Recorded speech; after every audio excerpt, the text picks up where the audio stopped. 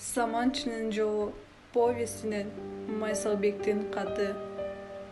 Апаке, ак сүтүңдөн айланайын апакем. Мен сени кандай киши экениңди билбесем, бул катты жазбайт болчумун. Сенин акылмандыгыңа, кайратыңа, сенин күчүңө ишенип жазып отурам. Ошентсе да эмне деп түшүндүрүп, эмне деп айтууга сөз таба албай, ага кандай ак баракты тиктеп отурган кезим. Акыр түбү менин кылган ишимди туура деп табарсың. Мен ага өзүмө ишенгендей ишенем. Ооба апа, сөзсүз мени туура дээрсиң.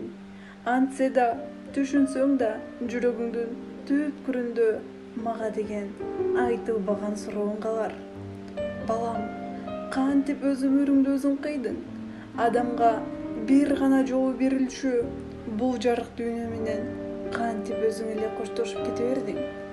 Мен сени эмнеге төрөп, эмнеге өстүрүп чоңойттум?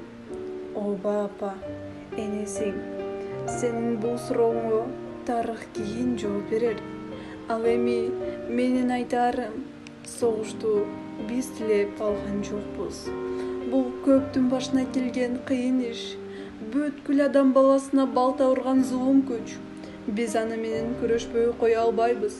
Аны үчүн кан төгүп, аны үчүн жан берип, аны кыйратып, жок кылууга милдеттүүбүз. Антпесек, биздин адам деген атыбыз өчөт. Мен согушта жүрүп, эрдик көрсөтөйүн деп эч качан энсеген эмес элем. Мен өзүмдү эң бир жөнөкөй, эң бир асыл ишке, мугалимдикке даярдап жүргөм. Заманым ушул экен, балдарды тамга таанытып, окутуунун ордуна курал кармап, жоокер болдум. Ал менин айыбым эмес.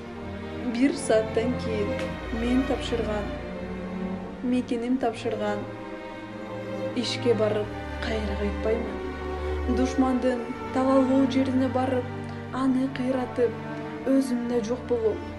Мекен үчүн, эл үчүн, жеңиш үчүн, дүйнөнүн баардык жакшылыгы үчүн. Ыйлаба апа, эч ким ыйлабасын. Кош, түбөлүккө кайры кош. Кош, караныңан айланайын ала тоо.